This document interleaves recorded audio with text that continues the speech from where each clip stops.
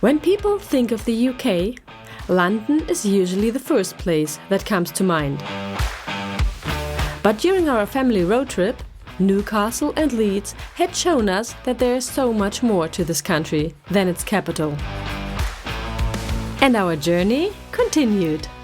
With the FIFA World Cup fever taking over the world this week, there couldn't have been a better time to visit one of the world's most famous football cities, Manchester.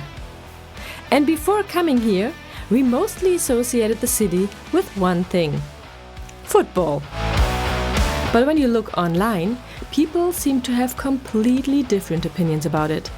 Some describe Manchester as one of Britain's most exciting destinations, while others believe it's changed for the worse. So as a family traveling through the UK, we genuinely weren't sure what to expect. But Manchester was only half the story, because our road trip would also take us to Liverpool, a city famous around the world for reasons completely different. If you are new here, this is our travel journal. We are a family of 5 who have already traveled to many destinations around the world with our 3 kids, Laila, Emmet and Malik, sharing both the highlights and challenges of exploring new places as a family. Our latest adventure has taken us across the UK. From the streets of London and breathtaking national parks to Silverstone and the cities of Newcastle and Leeds. Now, our journey continues as we head to Manchester and Liverpool. Good morning from Manchester. We just parked in a really scary parking space. Yeah, we're waiting for Alpine now, who wanted to put the paid receipt into the car. And then we're about to head to the National Football Museum. Exactly. Because for football fans, Manchester needs no introduction, right? Manchester United, Manchester City. So, I think we have to visit that museum. Alpine is coming. What's up, guys? Okay, where are we heading to? I don't know. You don't know? To a National Football Museum. Exactly. I think because we have 3 highly talented football players in our family. No, actually 4. I'm not included. Yeah. And while not everyone in our family shares the same level of enthusiasm for the sport, traveling together has taught us that some of the best experiences happen when you step into someone else's world. For a little bit. Yeah, Manchester. When we arrived yesterday and just drove through the city, we were a little bit shocked because we thought it's really ugly. I've never been to Detroit, but it looks what I imagined Detroit to look like. But I'm really surprised how easy it is to always find a parking spot. I really thought that would be harder, but it's not. And it's also quite affordable.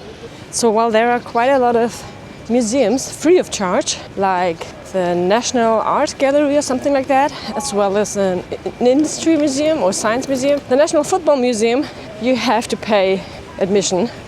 I got tickets online in advance because I read that's a little bit cheaper compared to when you purchase them on site.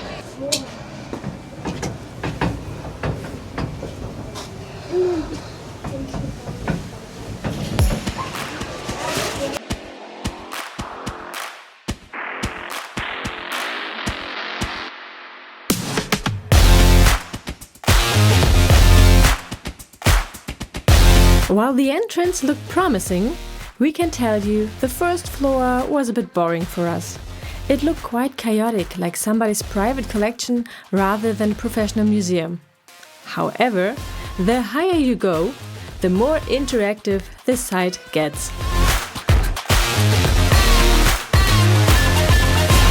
Norwich City really working well together on this one.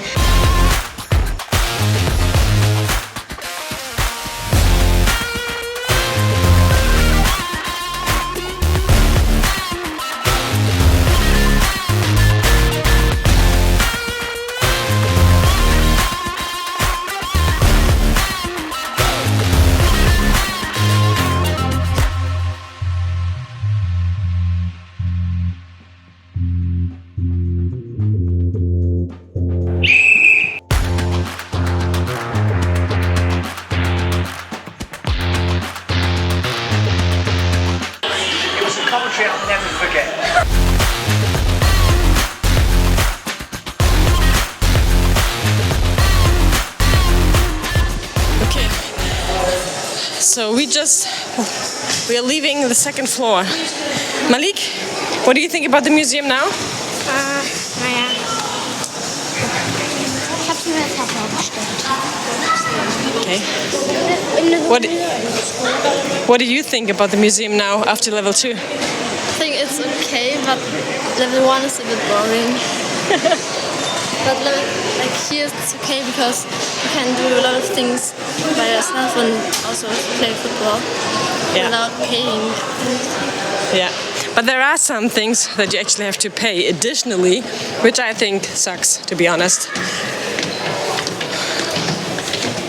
But let's say it this way, level 1 was boring. Level 2 is fun. Yeah, I guess it comes down to what you expect. And for us, expectations were high, simply because we had to pay for admission. At the end, the boys got themselves some new water bottles. And then we went on a stroll through the city in search for lunch. What would you have recommended us to try in Manchester? Let us know in the comments. Wir gehen jetzt essen. Manchester, Arndale. Here, Alpay led the way because he had asked ChatGPT for a recommendation after I had told him that I heard that Manchester supposedly has some great Indian food.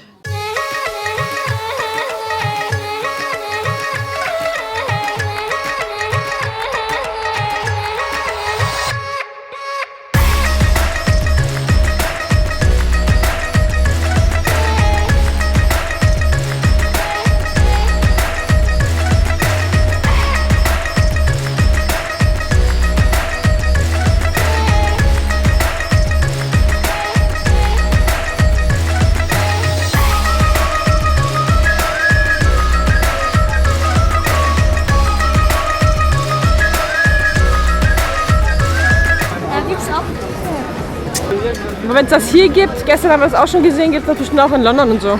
Oder in Liverpool. Oh, Chocolate Strawberries. Oh. Das ist bestimmt auch in London oder Liverpool. So muss das.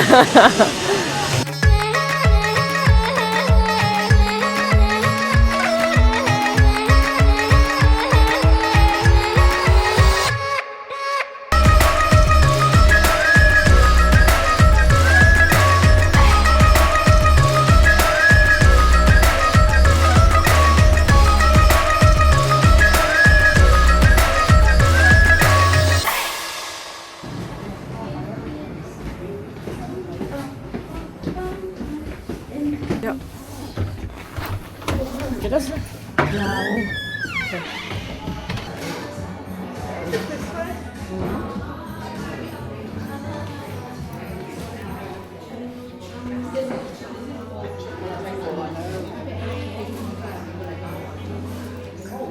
We usually recommend about 2 or 3 dishes per person. Okay. You can place any on the top bar. Is there any allergies as well? No. Yeah, this restaurant looked quite unique. And the menu was designed for sharing, similar to tapas-style dining, which we love.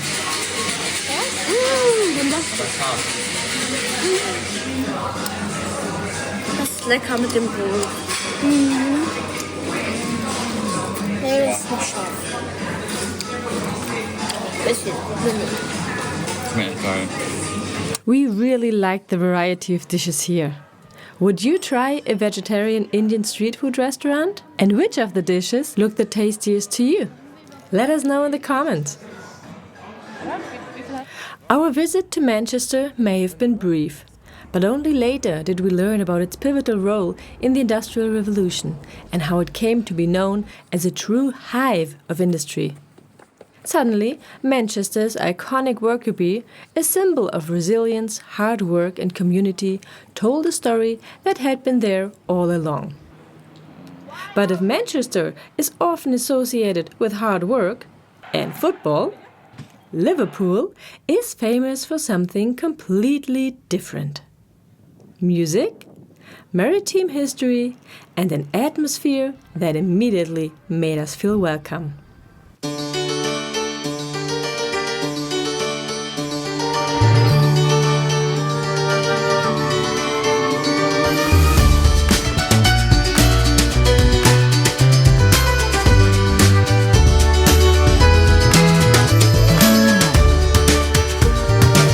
We had reserved a family room in the so-called White Star Line Hotel, which was unique, in a very central location. Well, we used it for an evening stroll on the waterfront.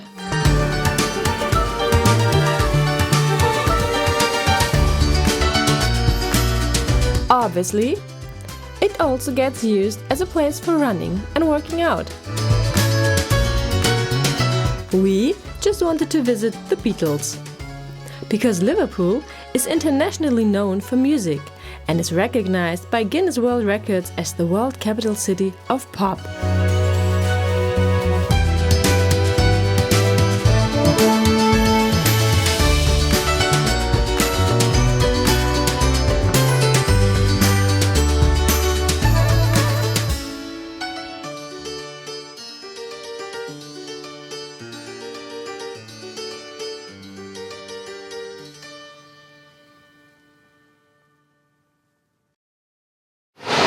Willst du reingucken, Emmy? Also, Emmy, wir mal reingucken. Oh, Game of Thrones. Oh, die putzen aber auch schon. We didn't spend much time here, but the shop reminded us of the Harry Potter studios near London. The kids were tired. Ist euch eigentlich schon aufgefallen, dass es jetzt das erste Mal kein Wind ist? Wir haben gerade keinen Wind. Und das, obwohl wir hier direkt am Wasser sind. Well, we headed back to the hotel and went to bed early that night.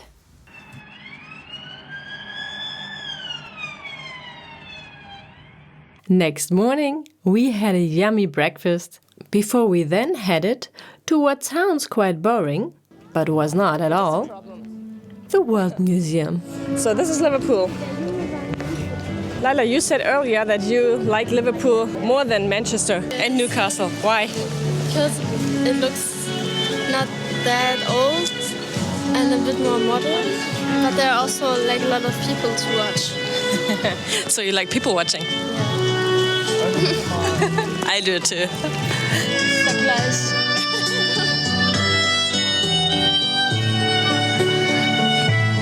I think here are like people from everywhere, but also strange people, What do you mean with strange? like strange looking people. Okay. I think I know what you mean. Like when it comes to the style, tastes of clothing or styling, it's different from what we are used to. Some are very, what we would call alternative.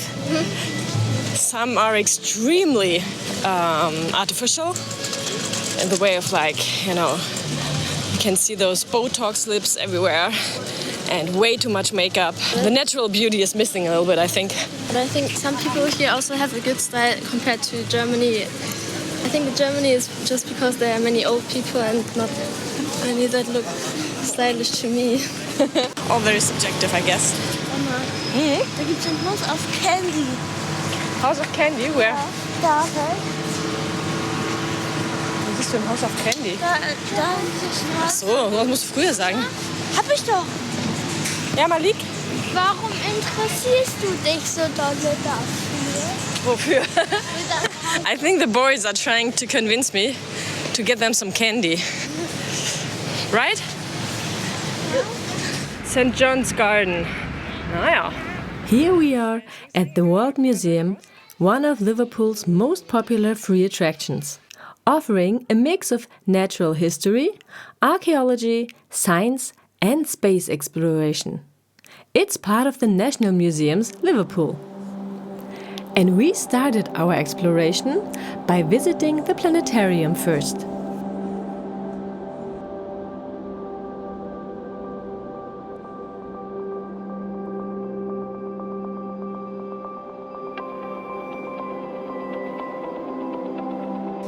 This lion looks better than the one in Shanghai.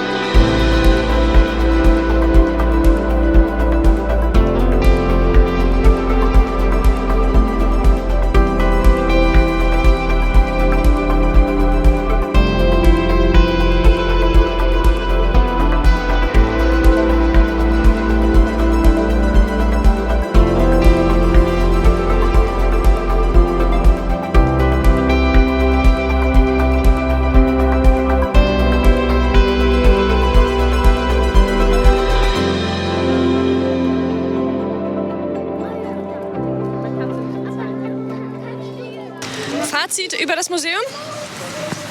Thumbs up, thumbs down? Oder was? Gut. Was war das Beste? Das Museum. Huh? Das Museum. Which part of the museum? It's for free. The entrance is for free. Ich fand die Aquarien, was weiß ich was, am besten. Ich fand das NASA-Dings am besten. Also Space. ja, Space. Ich fand, glaube ich, auch so diese Afrika-Teile und so. Africa. So everyone liked something different. To be honest, I liked the mummies. The Egyptian part. Simply because I haven't seen such thing in a long time. Was denn? Die Mumien. Das ist auch Afrika. It's also Africa, yeah. Yeah, true. You're right. All right. Alpa needs something to eat. Yeah, we need something to drink as well. And then we have to do some grocery shopping before we actually leave Liverpool. Yeah. One of the things we love most about road trips is that they constantly challenge our expectations. Sometimes the places you know the least about end up leaving the biggest impression. And sometimes places remind you of destinations you've been to before.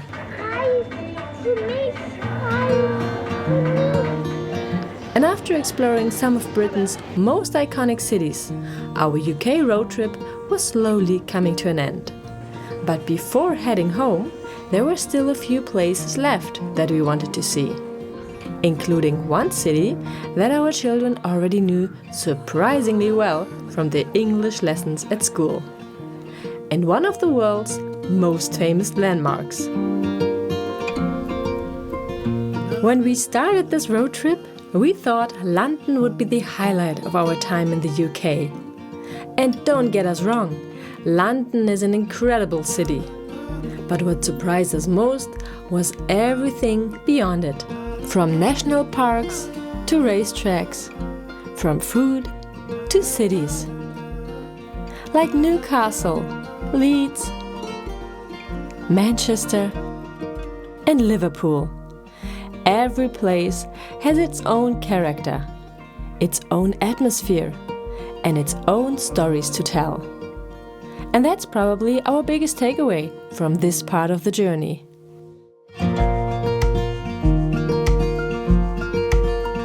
If you are visiting the UK, don't stop at London. We have more to show you next week here on our travel journal.